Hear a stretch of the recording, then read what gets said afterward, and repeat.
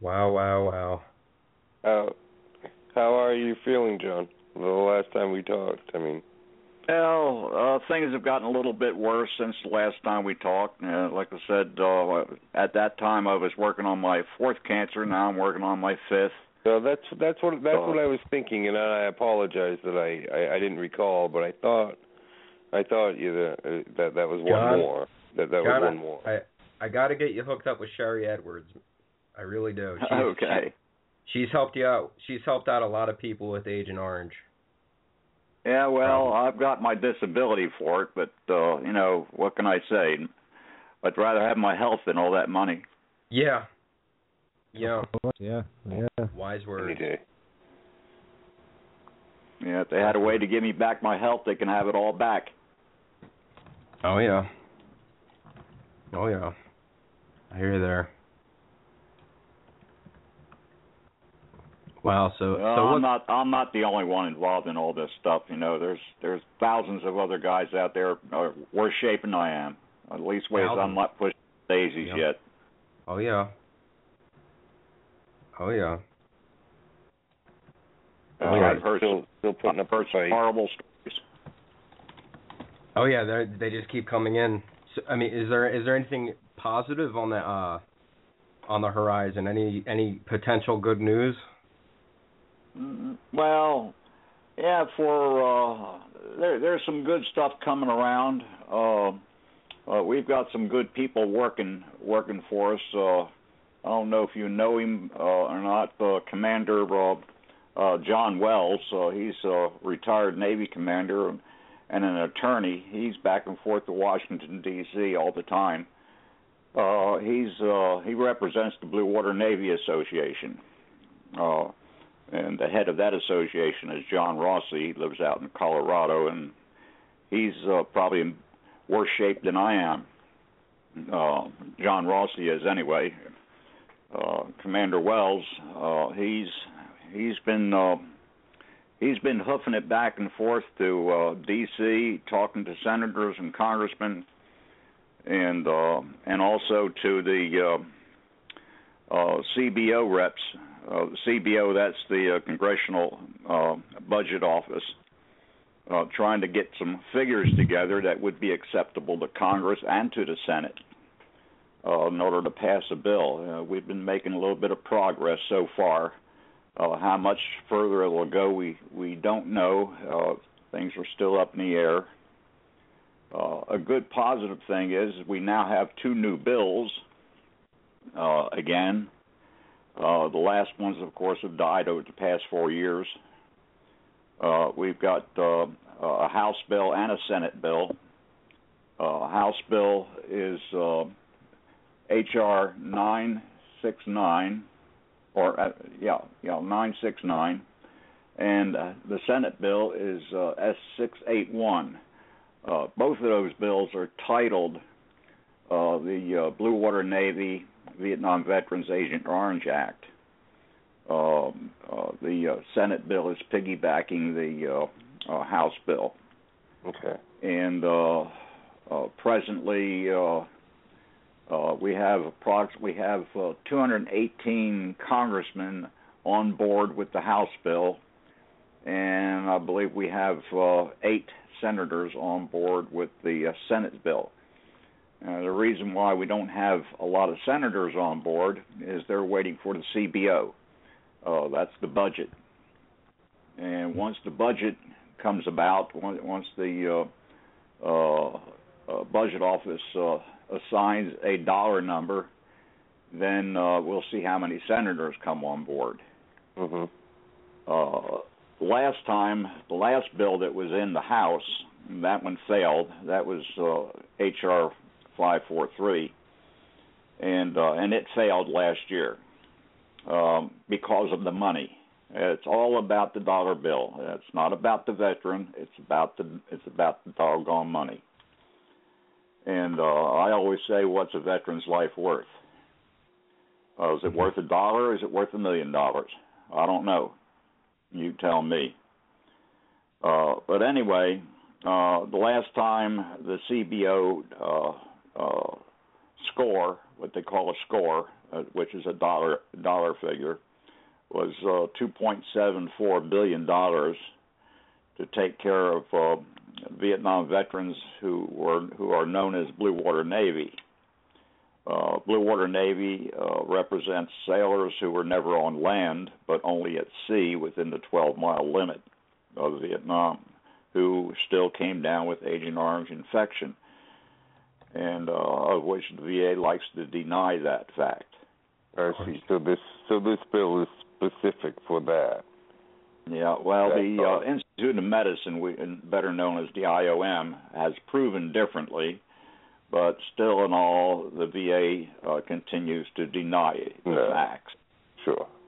And like I say, and it was, as far as Congress goes, it's all about the money. Oh, yeah. Well, $2.74 billion was considered too much money spread out over roughly 8 years or so. In 8 years, none of us will be left to worry about anyway.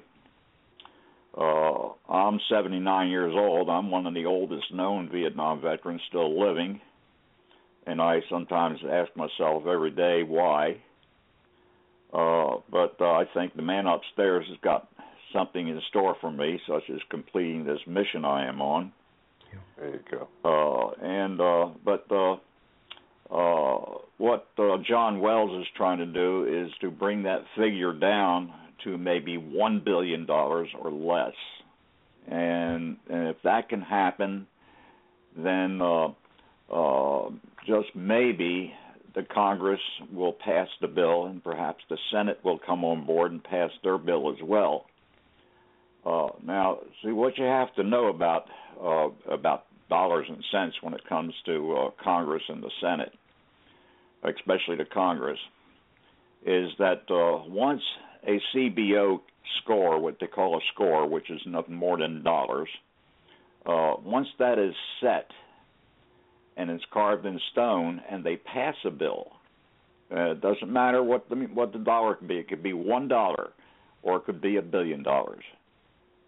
Once the bill is passed, then they are committed to continue affording benefits that cost money. And all the VA then has to do is say, we need more money, and the Congress must give it to them. So it doesn't matter what the score is, what the CBO score comes out to be. When they say they need more money, they are given more money, regardless of the original dollar figure. So it doesn't matter whether we get approved for $1 billion or $1. It doesn't make a hill of beans. The big thing is to have the bill passed. Right. And that's once it's passed, then it becomes law, and then the VA must go along with that law. And if the VA goes to Congress and say, hey, $1 isn't enough, we need $1 billion. Well, then Congress has to give it to them in order to keep the law moving, so that the benefits can be awarded accordingly. That's it in a nutshell. There's more complications than that, but that's about the long and short of it in a nutshell, so perhaps the people can better understand of how it works. Mm-hmm. And we have, like I said, we got the two House bills, H.R. 969 and the Senate Bill 681. Both bills are titled the Blue Water Navy Vietnam Veterans Agent Orange Act. And both of these bills were introduced in March of 2015 and to their respective VA legislative committees. Both the House and the Senate each have their own legislative committee that works with the VA.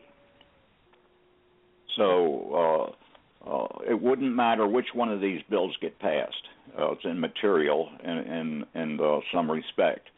we prefer that the House bill gets passed, because if the House bill gets passed, chances are the Senate will approve it, and then the President will then go ahead and sign it into law. Quick question for you, John. Go ahead. For any of our listeners, any of the listeners that feel moved and want to do something and help, what can they do? I mean, calling the senators, emails and whatnot. What can people do?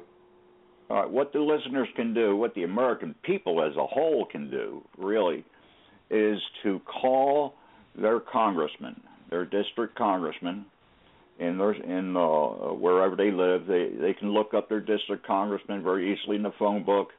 They can give him a telephone call and ask the congressman to please, they have to be nice, of course, to please co-sponsor the House bill, which is H.R. 969. And that's all they need to ask their congressman. And the best way to call them would be their D.C. office. Sometimes if they call their local office in their district, not all the time does the word get to the congressman. Okay. But if they call the D.C. office, then the word will, more chances of him getting that information from their constituents. And they can look up that phone number online under their congressman's name and get the D.C. office. True. The other thing they want to do as well is also write him a letter, a nice letter, asking him or her to support the House bill and name the House bill, which is H.R. 969. They'll know what that is. Mm-hmm. Likewise with the Senate. Call their senator. And the best place to call them is also the D.C. office, though they can call the home office if they so please. Usually it's a toll-free number by calling the D.C. office.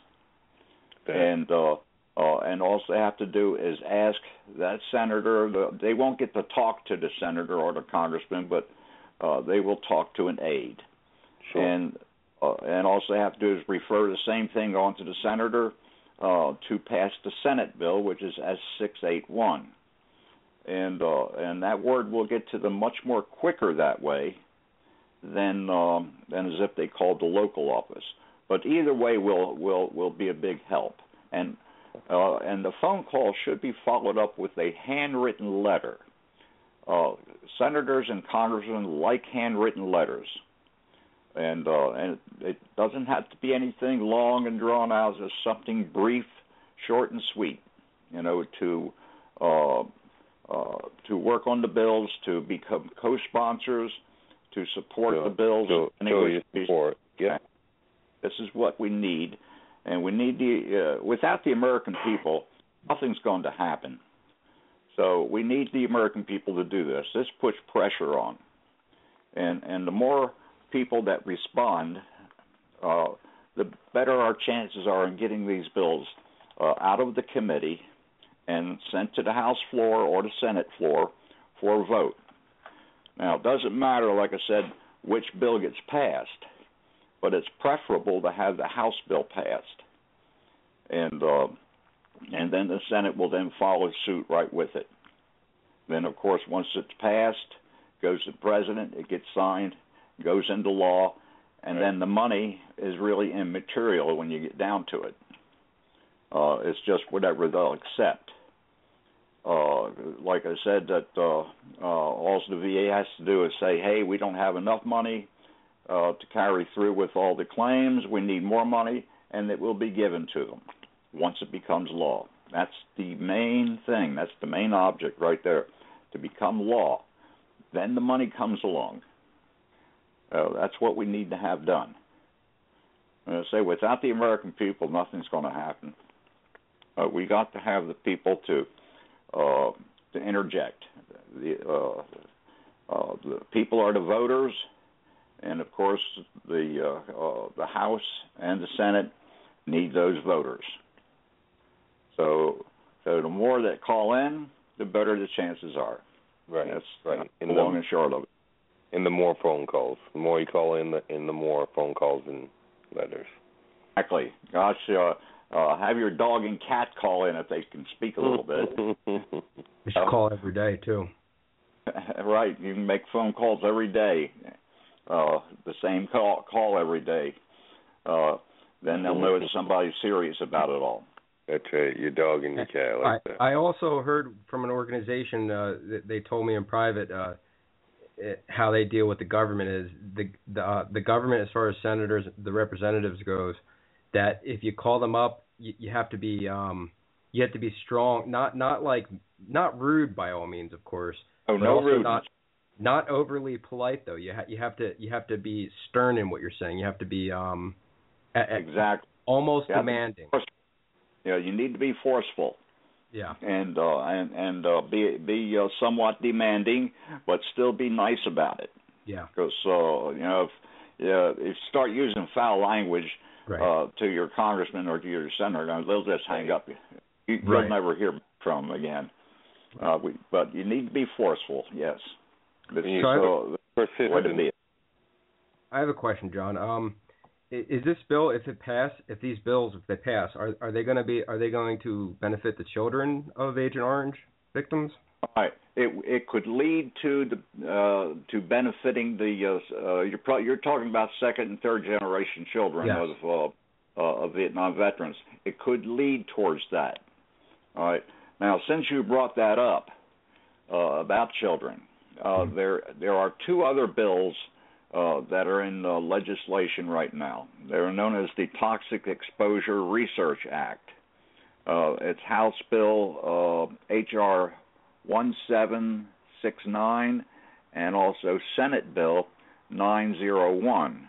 Both of them are titled the Toxic Exposure Research Act. Now, what that means, it's researching, they're asking for research into various types of not just herbicides, but all types of toxic chemicals that veterans and also children of veterans have been exposed to. So it's kind of like a catch-all sort of nomenclature for the bills. And it could mean Agent Orange. It could mean any kind of other herbicide. It could mean radiation. It could mean most anything when it comes to toxic exposure.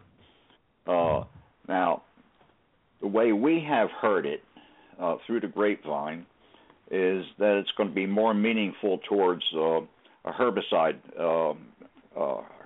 exposure. Now, if we take herbicide exposure, we can throw Agent Orange into that, Agent White, Agent Green, Agent Purple. We can throw all the rainbow colors right into that to include anything that would have to do with sarin gas, radiation, you name it. So this here is in the making right now. And if any one of those two bills should happen to get passed, then there'll be research done. Now, you know what research means. Research could take months, could take years, could take a generation before any research is done. And now, what they do with a lot of research is first they're going to research various countries. They're going to research various kinds of toxic chemicals. They're going to research how many people over how many years, and also on what may come in the future. So these are a couple of good bills.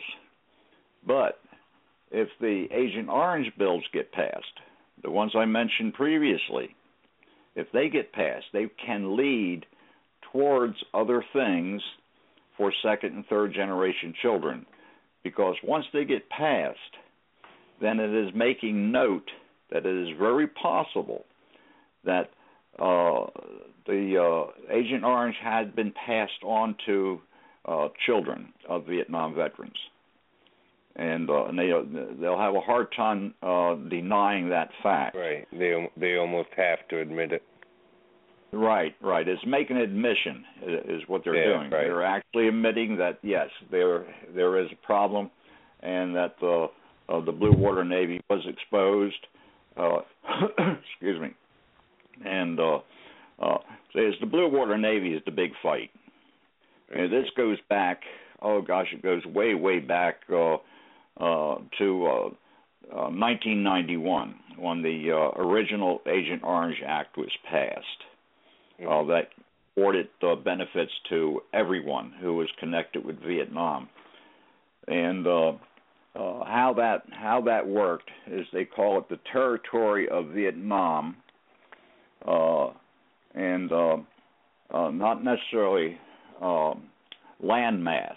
Okay, the territories of Vietnam also included the waters of Vietnam, which extends out 12 miles from the landmass or from the beaches of Vietnam, 12 miles out to sea, which is considered part of the territory of the Republic of Vietnam, just like the United States. Our territorial limits are also 12 miles out to sea from our mainland. Sure. Same thing applies to just about every country that has a sea coast, and where the designation is 12 miles. So what happened way back when is the VA disputes the territorial limits. They consider the territorial limits to be on land only, and they don't consider it to be at sea. Well, legally, internationally, let's put it internationally, the territorial limits of any country that is bordered by a sea is 12 miles. That's part of their property, so to speak, 12 miles at sea. So, but the VA has denied this fact. Okay. Now, the only way to make it right is by passing a bill. Well, I'm glad it will have no choice. I'm glad that you brought that up, because since our conversation, which I was trying to think of, I think it was a couple of years ago, a year and a half. But at any rate, I talked to my father a little more, who was a merchant marine during Vietnam. Okay. And he brought over, all kinds of different stuff, ammunition, and food, and just all kinds of supplies. And I talked to him a little bit more about chemicals and such. And he's the type of man that he doesn't like to talk about a lot of stuff that happened. So he kind of just avoided the whole, that whole topic. So, but I'm curious on, what he was exposed to. Well, if he was in the waters of Vietnam, he very well may have been exposed. Yeah. Because ships distill salt water into fresh water. Sure. And this is where the denial comes in with the VA. They say, well, they didn't spray the stuff out in the ocean. Well, this is true. It wasn't sprayed out in the ocean, but it was sprayed on land, and they mixed Agent Orange with diesel oil, right, to make it stick to the foliage. Mm-hmm. And then when it would rain, what happens with diesel oil and water? It doesn't mix. It floats, right? Right. Okay, so it would get into the rivers, and it would float out to sea, into the South China Sea. Yep. And hence, what would happen is the ships would distill the seawater into fresh water. And the thing is that it was a proven fact that the killing agent is known as dioxin. The chemical dioxin was intensified by the heat of the distillation process, and it intensified it by as much as 8 to 10-fold. So it was still in the water. We drank the water.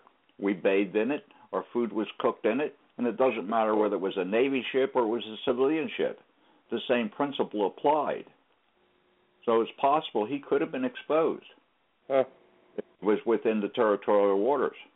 Interesting. Now, like I said, I wish you'd talk more about it. I know that he had mentioned that he shipped chemicals, and he didn't know what were in them, and barrels and whatnot that had, the chemical labels. And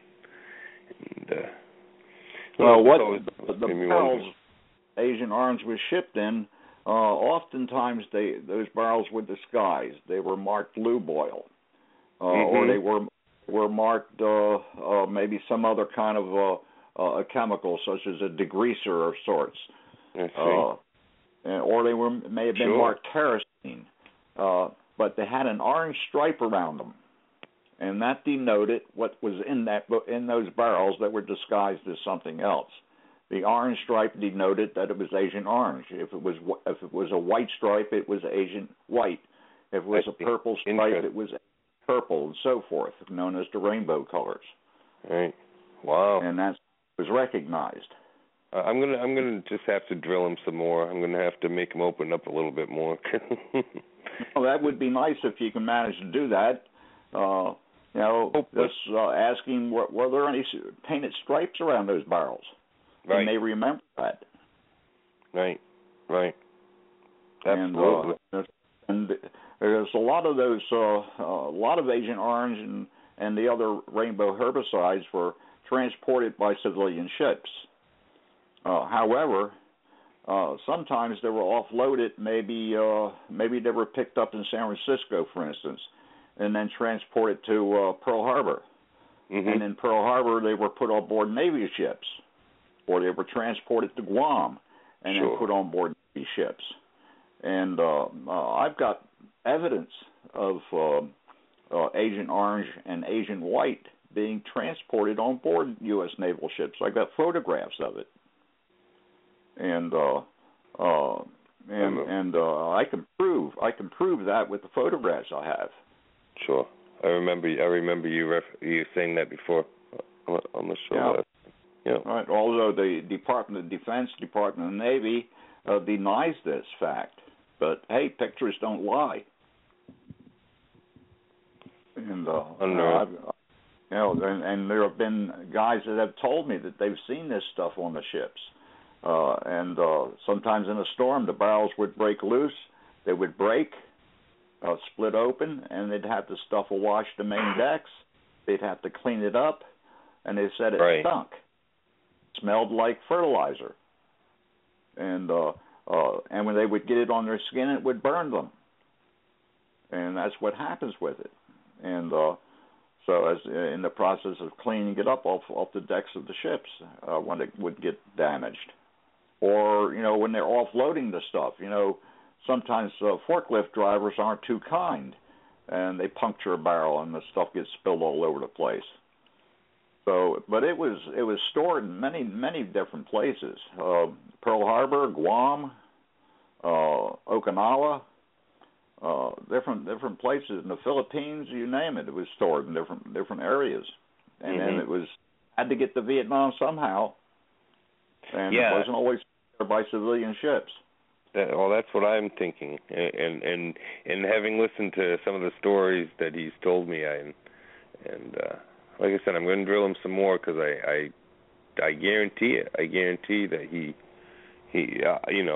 unknowingly, obviously, shipped that stuff over there. Yeah, probably. He was there the last couple of years. Just ask him if he knew of any of those barrels had painted stripes around either around them or around the bulk of the barrel, and that will give you an answer right there. Yep. The other thing that is beginning to happen on May 15th. Now, this here is an important issue coming up May 15th. There's going to be a Senate hearing, and it's going to be a hearing on the Senate bill S681, and it's being put on by a military veterans advocacy group, which is a group for the Blue Water Navy, and it is being sponsored by John Wells, who's an attorney and a retired Navy commander. He is going to be presenting evidence to the Senate in the Senate hearing of why we should have the bill passed. And this man has really dug deep into a lot of information. and he's going to present them bona fide evidence that will be hard to dispute. He's got testimonials. He's got all the evidence necessary that the stuff was in fact harmful. He's got the IOM reports. He's got the Australian Veterans Affairs reports to present to the Senate. Literally everything. He does have absolute proof that Agent Orange was not only harmful, but it was illegally used, and it should have never been used, for one thing. And I don't know how the Senate could possibly dispute what he's going to present to them, and that's going to happen May 15th. What would help out Commander Wells would be to have the general public call their senators prior to May 15th. Now, that's only 3 days away.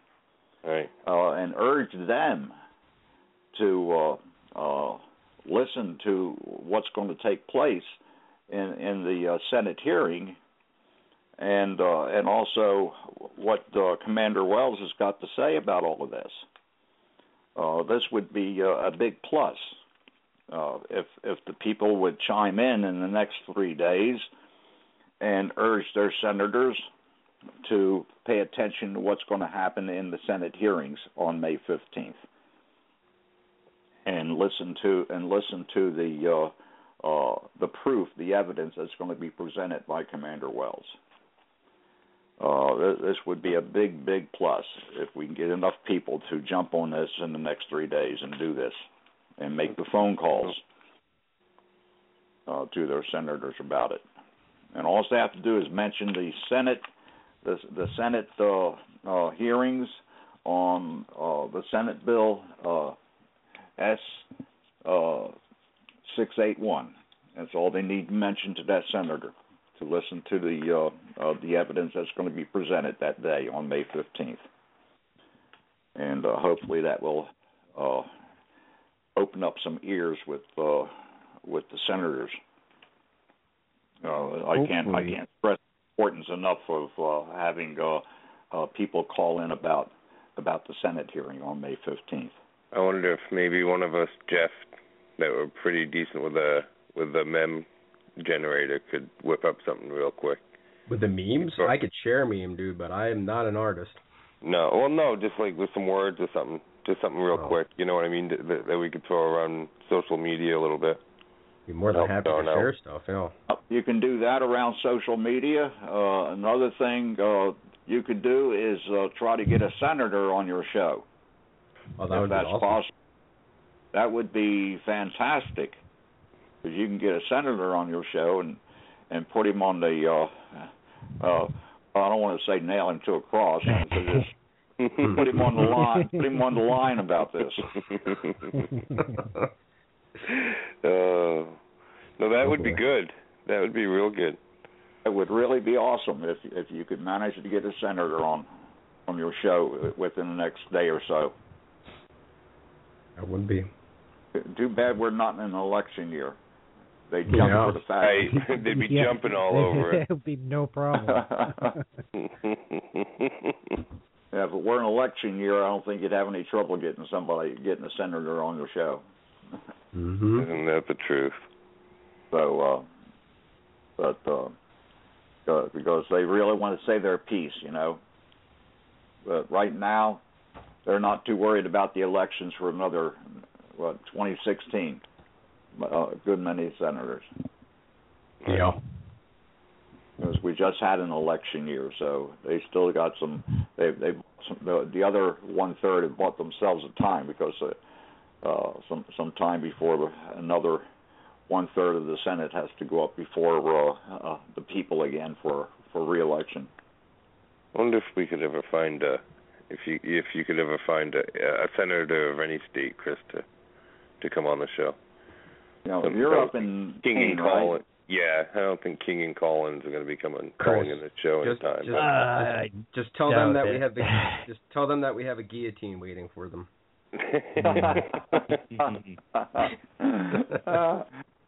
That might work if it was an election year. Yeah.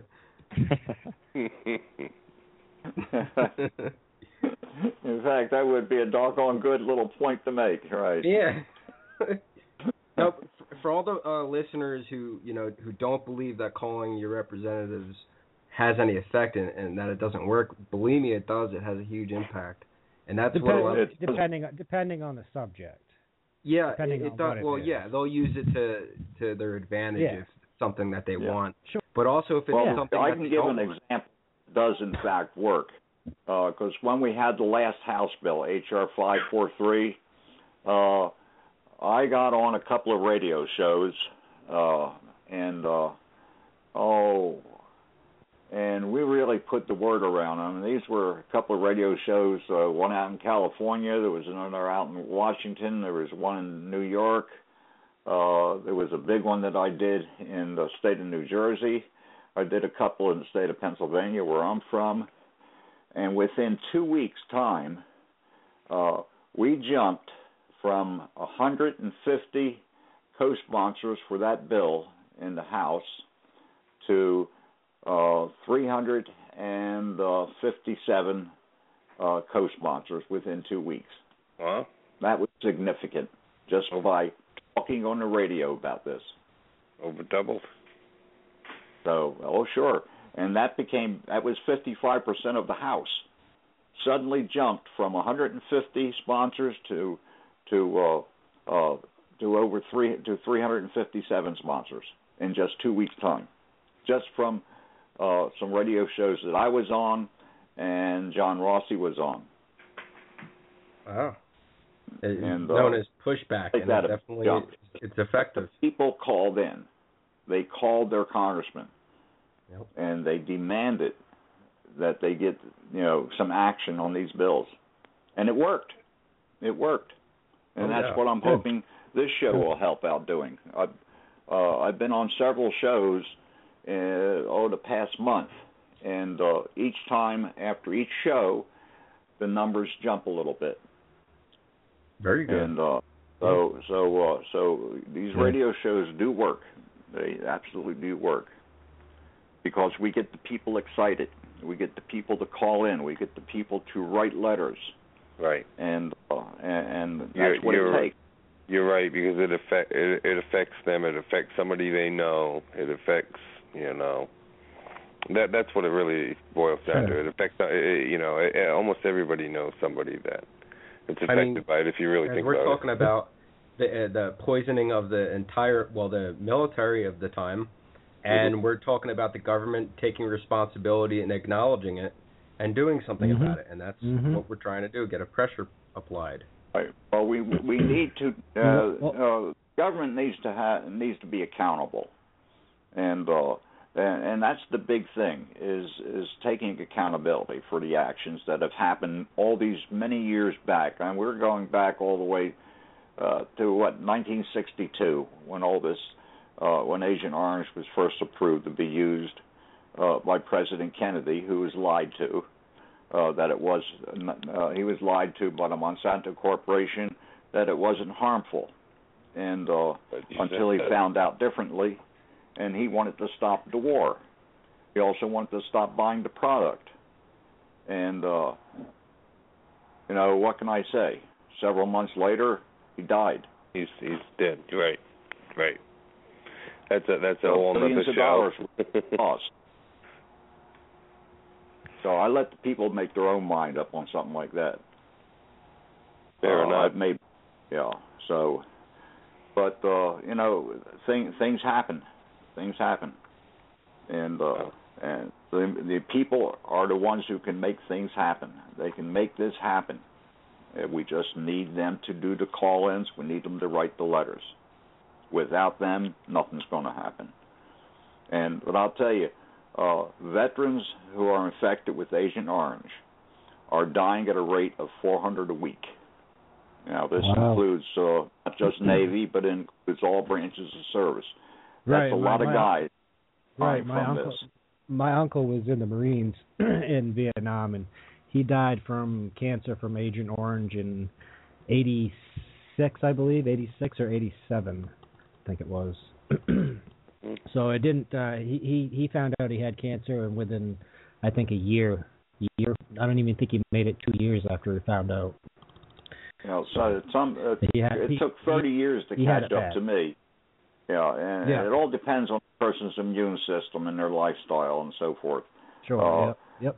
I drank the stuff. It was in my water on board ship. But those guys that were on land, the Army and the Marines, they got sprayed with it. Their clothing was drenched with it. Yep. The Comptroller General of the United States, way back when, sent out a directive to Admiral Zumwalt, who was in charge of Operation Ranch Hand, and he wrote a directive stating that all commanding officers of all branches of service who are to instruct their men to change their clothes once a day, take a shower once a day. Well, that's all well and good. Maybe that's good for guys who are on board ship, which, we can do that.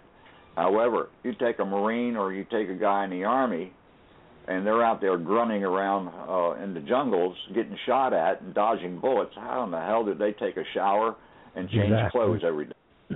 They couldn't. No. So. And they're living in that stuff. And they're finding pools of water, putting their purifying pills in there, and the water is drenched with Agent Orange as well, drinking it. But their clothing was saturated with it. They can't take a shower right in the middle and say, hey, Viet Cong guy out there, stop shooting while I go take a shower and change my clothes. Right. Yeah, that's not going to happen. Nothing but BS, in my opinion. Yep, absolutely. So, in a way, us guys at sea in the Navy, we were a little bit lucky. We could take our shower. But the thing is, our food was being cooked into stuff. We showered in it. It was in our water to shower in, so we got it on our skin too. Just that we didn't know it like the guys out in the field did. And I talked to a vet not long ago, saying his feet would burn like as if they were on fire because his boots were drenched and his socks were drenched in orange. Take his socks off and his feet were all blistered. What do you do about that? You can't. There's nothing you can do. You put some ointment on your feet, or their arms are all blistered because their shirts, the clothing was saturated in the stuff because they were sprayed with it. They crawled through it. Granted, it did save combat lives. All right, the enemy couldn't hide. It was sprayed on their food supply, so they didn't have the food that they really wanted. The jungles were defoliated, the forests, the tall grass that was 8 feet tall, they couldn't hide in because it didn't exist anymore. It had died away from using the herbicides. So it saved combat lives. All right. 57,227 men died in combat operations, and but how many died from Agent Orange exposure who weren't in Vietnam on land? Over a million. They don't think about tomorrow. They just care about the present, and they don't care about the consequences long term. They just want to get. That's right. It's really. Right. It's disturbing. It's a nightmare. It's a big nightmare, and it's all about the doggone money. That's the sad part of it. It's all about the damn dollar bill. Excuse my French. No, that's okay on this show. No, but it is. It's all about the doggone money. It is. No, it is. You're right. You're 100% right. So say a bill gets passed and it goes to the president, could he line item veto the parts that will conflict with Monsanto's interests? Probably not. Let's see, when was it? It was about, I think it was 2 years ago. Yeah, I believe it was 2 years ago. The Congress passed the Monsanto Protection Act. Now, I guess that's because most of the congressmen were in Monsanto's pocket, and probably most of them still are. Right. But anyway, they passed the Monsanto Protection Act. That was about 2 years ago. I found out about it the day before I was in Lancaster, PA, conducting a rally of about 500 people that I had listening to me talk. And so I brought this up. That same day that they passed the Monsanto Protection Act, the Senate went to the Congress and said, no way, we will not approve of the passage of the Monsanto Act. So the Monsanto Act in the Congress died because the Senate was not going to vote on it. So it could not become law. And it's doubtful that the president would have signed it, but then, hey, you never know. Maybe Monsanto had the president in their pocket too. But anyway, when I told them that, you could hear a dead silence. It was like as if they were doomed. Yeah. But I brought up the fact that the Senate disapproved of it and said they will not support the Congress on that act, and the bill died. You couldn't imagine the roar and the jumping and up and down and the hollering and shouting and the clapping and the hugging that went on around that over 500 people. When I brought up the other fact that the bill was killed, that Monsanto did not get their way. About. There have been other talks about trying to protect Monsanto through the Congress, but so far it hasn't happened. I don't think it will, because there's too much now going on with all the GMOs, which I'm sure you're very familiar about, and it's becoming the national, not only a national event, but now it's international. Right. Monsanto has actually been banned from nearly all of Europe, and they're slowly being banned here in this country. Yep. Very slowly. And they're beginning to label food products now. Yeah. Are they laced with GMOs? That's what I'd like to see. Yeah. And but it's slowly coming about. There's a big movement on it, and it's we're not talking just a handful of people. We're millions and millions of people who are involved in this GMO stuff. It's growing. It is. People are waking up. Growing in leaps and bounds. Yes, it is.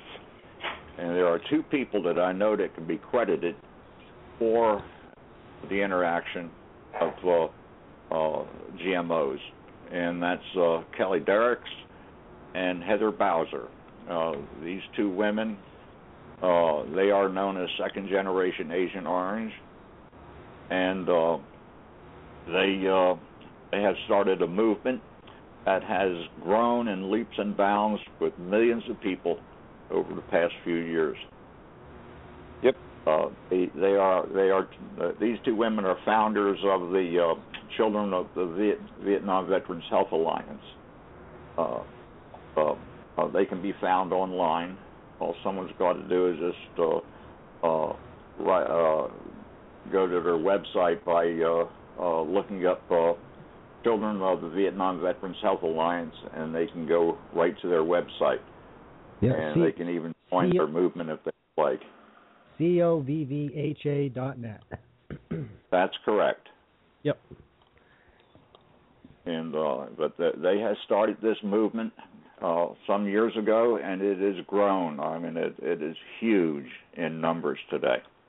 Actually, I bought a T-shirt from them back about a year ago. It's awesome. Okay, yeah, it's one of the women only lives about an hour away from me, Kelly. She lives just about an hour drive from me. Yep. And yep. Heather, she lives in Ohio. Yeah. And I have to admire these two women of what they have done to start that kind of a movement against a major corporation. And these women have been threatened more times than not. They have. They've done it. They've done a hell of a job. They have. I've talked to Kelly on a couple of occasions. I've never talked to Heather, but absolutely, they're troopers. So I admired both of them. I know both of them very well. We're personal friends. I see Kelly from time to time because she lives in Langhorne, PA, and I live in Media, PA, and only about an hour's drive to her house. And but she has been very sick lately, and she takes more pills. She takes more pills in a day than I do, and I can't imagine anybody taking more than 17 pills a day like I have to take to stay alive. Yeah. Oof. All from second generation Agent Orange, correct? That's right. Yeah, they're second generation, and of course, Heather, of course, has children. Kelly doesn't, and I know Heather does worry about her children. So far, they've been pretty good health, and they're almost teenagers, both of her boys. Nicest two kids you ever want to know. And I feel sorry for some of the children who are already, like in their 20s and maybe 30s, men and women who are afraid to get married, afraid to have children of their own, that they may pass on to them as well. And I know it's in the back of the minds of a lot of kids who are marriage age by now. I've got my two children; they're in their 30s. Neither one of them are married, and both of them had birth defects. They were minor, considering to what could have been, and they were corrected with surgeries, and which right now they're very good. They're in good health, both of them, and they're both successful in their jobs. I'd like nothing better than to have some grandchildren, but I can't get either one of them married off. But anyway, but they they have their own life, and they've got excellent jobs, and they know what the score is. They know about me. They know how sick I have been, and they also know how my wife has had to take care of me sometimes like a baby. And you can't imagine the screaming pain sessions I have had with some of my cancers and my surgeries. In fact, I just had surgery a week ago today. I had a surgery done, and I'm just now recovering from that. Wow. So, but all this is, I can thank my government for it. I can thank my government for killing me. I just haven't died yet. Sure. Wow. And like I said, I'm 79. Why am I still here? I shouldn't be. According to VA statistics, I should have died 10 years ago because of Agent Orange. That's powerful right there. But I get statistics every once in a while, and I can't find anybody who's still alive past the age of 70, 72, 73 years old who's infected with Agent Orange. Wow. Darn few, very few of us. And I met with a congressman about a year ago in Philadelphia, Congressman Fatah, that's who it is. And he told me, he says, the reason why I'm still around is because the man upstairs is looking after me because of a mission that I have. And that mission is to get these bills passed. And I kind of believe that. I would believe that, John. Yeah. But then he told me, he says, I complete this mission, he says, and I'll find another one to get myself heavily involved in. So God's going to have to keep me around to get through that mission as well. Well, I like the way he put that. Yeah. Maybe I'll live to be 100. And I've told my wife, I said, if I live to be 100, make sure the president knows, because when you turn 100, you get a birthday card from the president.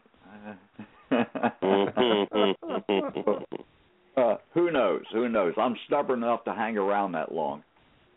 That's only what 21 more years from now. Oh. But hey, I've got a stubborn streak in me. I don't let anything get me down. I might be sick as a dog sometimes, but I still write for the newspapers, and I say my piece. I've been published 43 times. This is my 28th radio talk show, and but that's what I do. I'm a pain in the ass in Congress. In Congress, they don't like me. I don't want them to like me. I just want them to do their job. I have presented documents to senators and congressmen alike, documents I'm not supposed to have, and they want to know where I get them. And I tell them, well, if you want to know that information, take me up before a hearing committee. I'll take the Fifth Amendment. You throw me in jail, and I guarantee your name is mud, and you'll never be a congressman or a senator again. And I say this right to their face. I don't care. I call their bluff, so they shut up. Mm-hmm. Now, they can't do anything to me. Like, there's a little blue book that I can wave in front of them called the Constitution of the United States. How? My rights. From a speech. Okay. As long as I don't lie. Okay. And so everything I talk about, I can prove. If I couldn't prove it, I wouldn't say it. That's right. That's right. John, we're going to be wrapping up here. Anything else you wanna get out before we go? Any other plugs? Well, I'd like to replug what I plugged already. Ask the American people to call their congressmen, call their senators, and have them co-sponsor, the congressman to co-sponsor the House Bill H.R. 969, and the senators sponsor the Senate Bill 681. There you go. And everybody with that, if you are done with me, then we're good. Well, we're never quite done with you. We could probably go on for a very long time. So sure, we could. We got to wrap up at some point. But all right, John, you're a true hero. I appreciate hearing everything you have to say. I don't look at myself as a hero. There's other heroes out there, I think, who deserve that name more than I do. Oh, you're all heroes, believe me. Yeah, and Kelly is as well, and she slaves over that computer on this activism. Every moment she's awake. Oh yeah. She's quite a gal. I love her to death. Yep. I appreciate it. Definitely. Okay, well, I appreciate you guys having me on your show. It really means a lot to me, and it means a lot to a lot of veterans out there. I can't say anything bad about you guys. You guys are the heroes as far as I'm concerned. You're putting the word out. Oh, That's an honor, John. That's it is. Thank you.